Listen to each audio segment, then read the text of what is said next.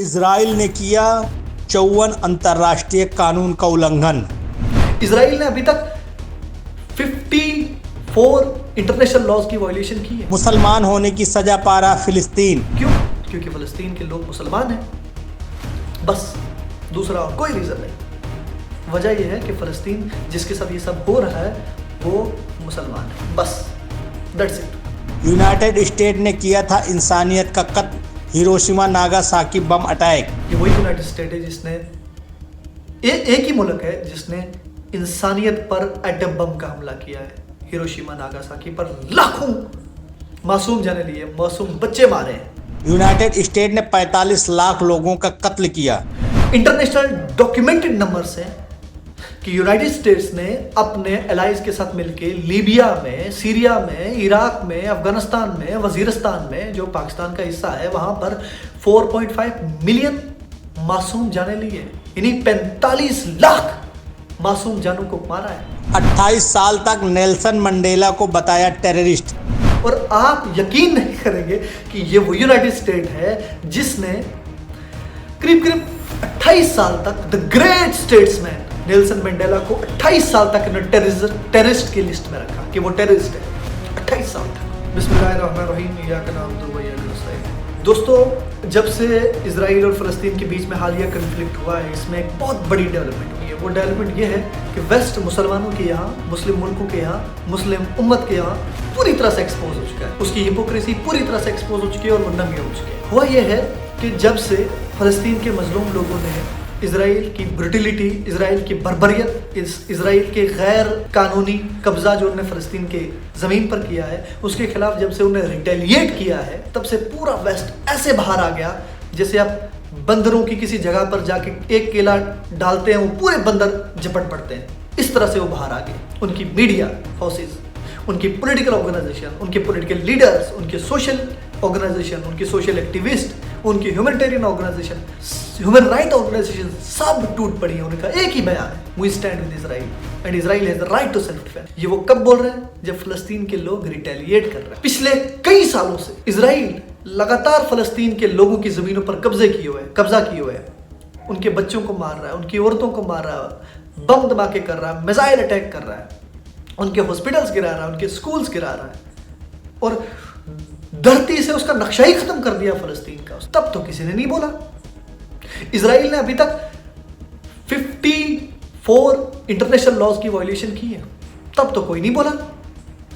जब फलस्तीन पर जुल्म हो रहा है तब तो कोई नहीं बोलता। तब तो कोई ये नहीं बोलता कि वो स्टैंड विद फलस्तीन एंड फलस्तीन has right to self defence. क्यों? क्योंकि फलस्तीन के लोग मुसलमान हैं, बस, दूसरा और कोई रीजन नहीं। अगर रीजन होता तो जो आज फलस्तीनियों के साथ हो रहा है, उनकी खुराक नहीं है उनके पास, वो रास्ता काट दिया, उनकी बिजली काट दी, उनका पानी काट दिया, फ्यूल खत्म है, अस्पतालों में, एम्बुलेंसेस में सब खत्म, कुछ रिसोर्सेज उनके पास नहीं है। लेकिन फिर भी रोज जो बाइडन, रोज यूनाइटेड स्टेट्स ट्वीट कर रहे हैं, प्रेस कॉन्फ्रेंस कर रहे हैं, वो स्टैंड विद इजराइल। ये जब यूक्रेन के साथ हो रहा था तब तो ये लोग बड़े रो रहे थे, चिल्ला रहे थे, यूक्रेन में जो है पानी नहीं है, यूक्रेन में जो है मेडिसिन्स नहीं है और रशिया जो है बहुत जुल्म करा से। आज उनकी वो बयान कहाँ गए? आज क्यों नहीं है? वजह यह है कि फलस्तीन जिसके साथ ये सब हो रहा है वो मुसलमान है, बस, दैट्स इट।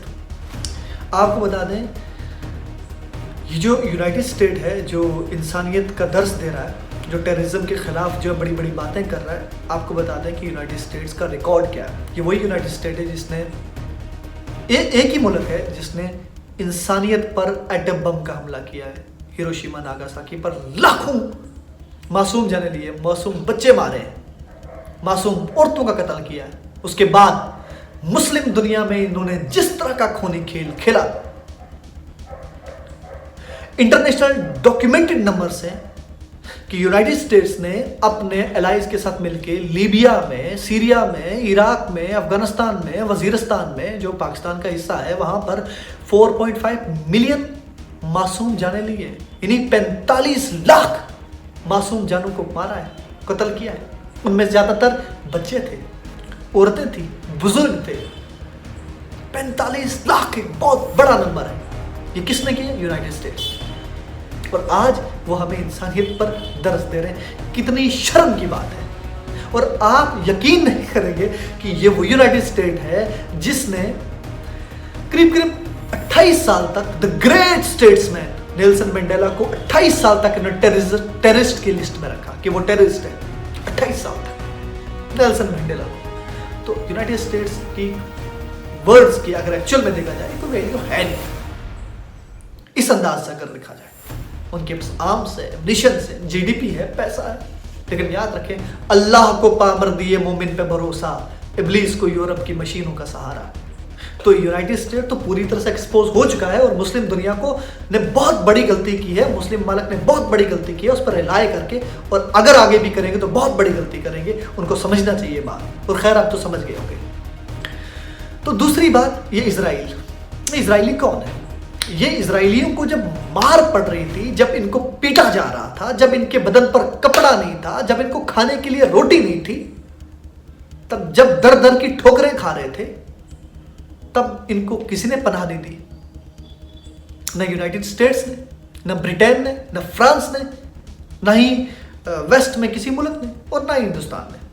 वो गए फलस्तीन के लोगों ने उन्हें कपड़ा दिया बदन ढकने के लिए, खाना दिया खाने के लिए, रहने के लिए जगह दी, इज्जत दी, एहतराम दिया, वकार दिया। उसके बदले में क्या हुआ? जब वो थोड़े काबिल हुए, उन्होंने फलस्तीनियों को उन्हीं की जमीन से निकाल फेंकना शुरू कर दिया। ये तारीख का सबसे बड़ा अलमिया है, इंसानी तारीख का सबसे बड़ा अलमिया, कि जिन्होंने आपको पनाह दी, उन आपने जब काबिल हुए तो आप टैंकों पे चढ़ के उन्हीं के बच्चों को मारना शुरू कर दिया आपने, और रोए जमीन से उनका नक्शा मिटा के रख दिया। और जब वो रिटेलिएट करते हैं, आप पीटना शुरू करते थे और रोना। इजराइल की अपनी कोई औकात नहीं, याद रखें, इसकी कोई हैसियत नहीं। 2 दिन का मेहमान है ये, लेकिन इसके ऊपर, इसके पीछे बैक यूनाइटेड स्टेट की है, वेस्ट की है। हम तो सीधा सीधा चाहते हैं कि यूनाइटेड नेशन ने जो 2 स्टेट्स का जो फॉर्मूला दिया है उस पर अमल हो, और फलस्तीन भी हो, इजराइल भी हो। ऑफ कोर्स जूस की अपनी स्टेट हो, कोई इशू नहीं है, बट दोनों स्टेट्स हो। लेकिन वेस्ट ये कभी नहीं चाहेगा, क्योंकि उनको कन्फ्लिक्ट बरकरार रखना है मिडिल ईस्ट में। तो मुसलमानों को ये समझना चाहिए, मुसलमानों को ये बात समझनी चाहिए। और बहुत इंपॉर्टेंट है कि मुसलमानों की एक बड़ी इंटरनेशनल लेवल की ह्यूमन राइट ऑर्गेनाइजेशन हो, सिविल ऑर्गेनाइजेशन हो, जो वेस्ट की हिपोक्रेसी का जवाब दे उसी के अंदाज में। एक बहुत बड़ी ऑर्गेनाइजेशन की जरूरत है, और उम्मीद है कि हमारी एलीट क्लास, जिनके पास रिसोर्सेज हैं, वो इस बात को समझेंगे। देखें, आज ये फ़लस्तीन है, कल जॉर्डन होगा, फिर कतर भी हो सकता है, कुवैत भी हो सकता है, और ये सऊदी अरबिया भी हो सकता है। और अगर ये सब हुआ तो देखें, अगर ये आज फ़लस्तीन के साथ है, अगर सऊदी अरबिया के साथ होता ना, तब भी वेस्ट फ़लस्तीन सऊदी अरबिया के साथ कभी खड़ा नहीं रहता, चाहे वो उनके अलायंस है। वजह है कि वो मुसलमान है, बात खत्म, इतनी सी बात है। खैर, मुसलमानों को अपने हकूक़ की, अपनी जान माल की, अपने कमज़ोर तबके की हिफाजत खुद करनी है। बस उनको किसी थर्ड पार्टी पर, मगरबी मुल्क पर, मगरबी दुनिया पर रिलाय नहीं करना चाहिए, गलती कतई नहीं करनी चाहिए। मुसलमानों को इस वक्त एक बड़ी ऑर्गेनाइजेशन की ज़रूरत है। हम इस बात पर जोर देते हैं कि हमारी एलीट क्लास को आगे आना चाहिए, एक बड़ी सिविल ऑर्गेनाइजेशन तश्कील देनी चाहिए, जो मुसलमान मुल्कों में मुसलमानों की खुशहाली के लिए काम करे, और वहाँ पर मुसलमानों के राइट्स, बेसिक राइट्स के लिए काम करे, ताकि पाकिस्तान जैसे हालात पैदा ना हो। हमारा कोई भी लीडर अगर कोई निकलता है, उसको उठा के अंदर फेंक दिया जाता है या तो मार दिया जाता है। तो ये सब ना हो। एक बड़ी ऑर्गेनाइजेशन की ज़रूरत है, जो मुसलमान मुल्कों में पॉलिटिकल स्टेबिलिटी के लिए काम करे, और इकॉनमी जो माशी स्टेबिलिटी है उसके लिए काम करे, और इकॉनमी बेहतर हो, और मुसलमानों के हकूक़ महफूज रहें। सब्सक्राइब करें आपका अपना चैनल न्यूज़ टाइम नेशन, और हर खबर सबसे पहले पाने के लिए बेल आइकॉन जरूर दबाएं। और हाँ, खबरें पसंद आ जाएं तो लाइक और शेयर करना ना भूलें।